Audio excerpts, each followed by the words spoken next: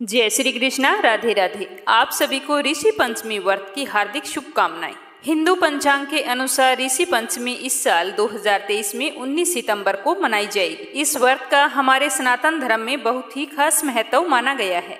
ऐसी मान्यता है कि यह व्रत खास तौर से महिलाओं के लिए होता है। ऋषि पंचमी को भाई पंचमी के नाम से भी जाना जाता है। इस व्रत पर सप्त ऋषियों की विधि विधान से पूजा की जाती है। इस दिन महिलाएं उपवास रखती है। धार्मिक मान्यताओं के अनुसार जो भी महिला इस दिन व्रत रखती है वह अपने सभी पापों से मुक्त हो जाती है और इसके साथ ही उन्हें सप्त ऋषियों की असीम कृपा प्राप्त होती है। पौराणिक मान्यताओं के अनुसार इस दिन सुहागिन महिलाएं व्रत रखकर सप्त ऋषियों की पूजा करके अपनी सुख समृद्धि और शांति की प्रार्थना करती है। कहा जाता है कि ऋषि पंचमी का व्रत करने से महिलाओं को सारी गलती की माफी मिल जाती है। जैसे कि महिला द्वारा मासिक धर्म में किसी भी प्रकार की अगर कोई गलती हो जाती है तो उस पाप से मुक्ति ऋषि पंचमी का व्रत करके कथा सुनने से मिल जाती है। भाद्रपद माह के शुक्ल पक्ष की पंचमी तिथि को ऋषि पंचमी का व्रत किया जाता है। यह व्रत ज्ञात अज्ञात सभी पापों के शमन के लिए किया जाता है। इस व्रत में 7 ऋषियों के साथ साथ देवी अरुंधति का भी पूजन किया जाता है। इसीलिए तो इस पंचमी को ऋषि पंचमी के नाम से जाना जाता है। ऋषि पंचमी के व्रत में एक ही समय भोजन किया जाता है और इसमें यह भी नियम है कि खेत से जोते हुए अन्न का सेवन भी वर्जित होता है। इसीलिए व्रत रखने वाले लोग इस दिन दही और साठी का चावल खाते हैं। अगर आपने ऋषि पंचमी का व्रत रखा है तो इस दिन आपको ऋषि पंचमी की संपूर्ण कथा अवश्य सुननी चाहिए। कथा शुरू करने से पहले मन ही मन सप्त ऋषियों का आह्वान करना चाहिए। सप्त ऋषियों के नाम कुछ इस तरह से लेने चाहिए। पहला कश्यपाय नमः, अत्राय नमः, भारद्वाजाय नमः, विश्वामित्राय नमः, गौतमाय नमः, जमदग्नाय नमः, विशिष्टाय नमः। इस तरह से बोलकर अंत में अरुंधताय नमः करके पूजा संपन्न करनी चाहिए और बाद में व्रत कथा शुरू करनी चाहिए। तो चलिए शुरू करते हैं ऋषि पंचमी व्रत कथा। बोलो गणेश भगवान की जय हो, बोलो सप्त ऋषियों की जय हो। एक समय की बात है कि राजा सितार्षव ने ब्रह्मा जी से पूछा कि हे देव देवेश, मैंने आपके मुख से बहुत सारे व्रतों के बारे में सुना है। अब मेरे मन में किसी एक पाप विनाशक व्रत के बारे में जानने की बहुत ही अभिलाषा है।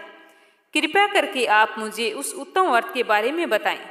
तो ब्रह्मा जी ने कहा कि राजन, मैं उस व्रत को कहता हूँ जो समस्त पापों का नाश करने वाला है। आप इसे ध्यान पूर्वक सुनना। हे राजन, उस व्रत का नाम ऋषि पंचमी व्रत है। इस प्रसंग को लेकर महात्मा लोग बहुत ही पुरानी बात कहा करते थे, वही मैं आज आपको सुनाता हूँ कि विदर्भ देश की राजधानी में उतंग नामक एक ब्राह्मण रहता था।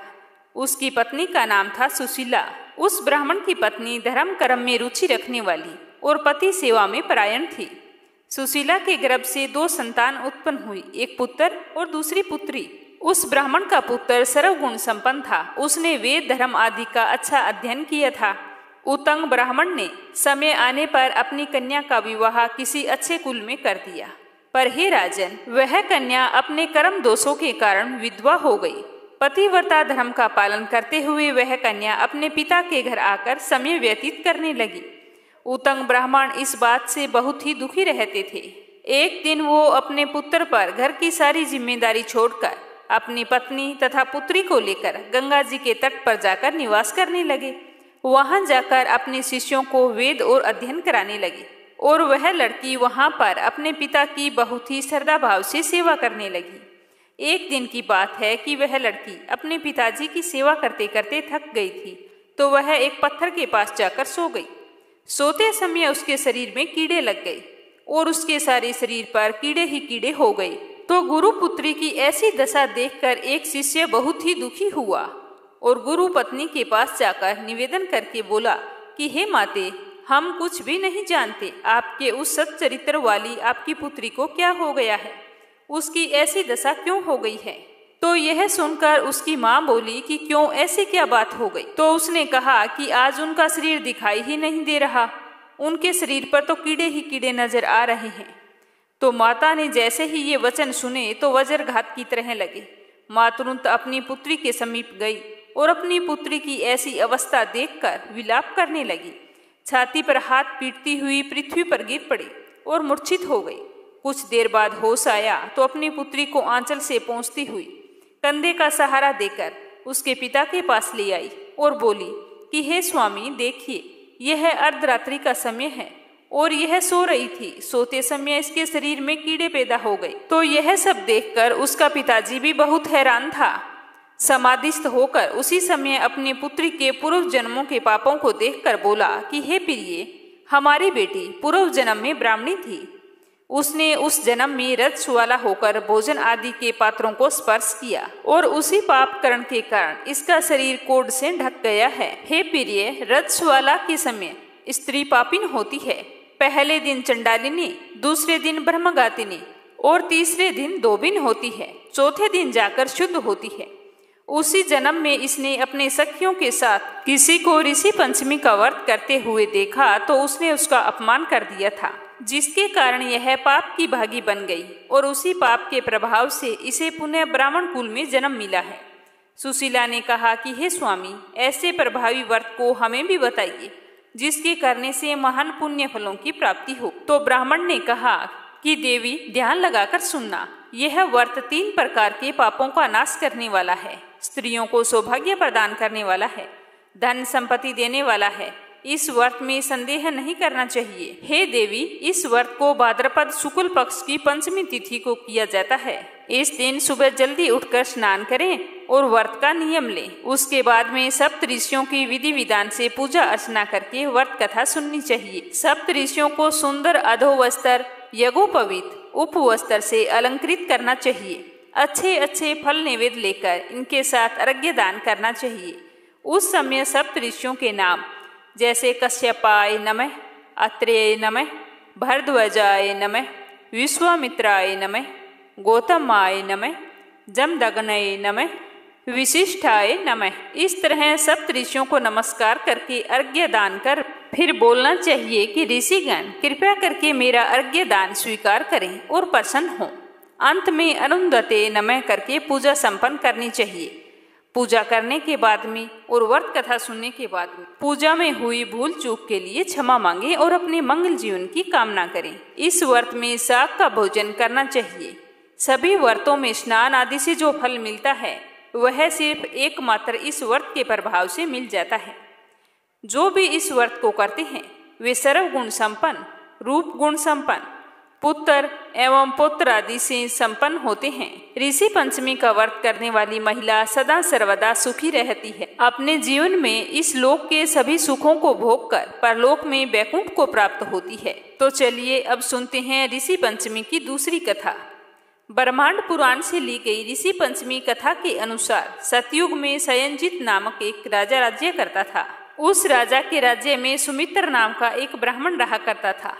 वह वेदों का पारंगत था। वह ब्राह्मण खेती करके अपने पूरे परिवार का पालन पोषण करता था। उसकी पत्नी जयश्री सती साध्वी थी। वह खेती के कार्यों में भी अपने पति का सहयोग करती और घर का भी सारा कार्य करती थी। एक बार रजस्वाला अवस्था में अनजाने में उनके घर का सब कार्य उससे हो गया और उसने पति का स्पर्श भी कर लिया।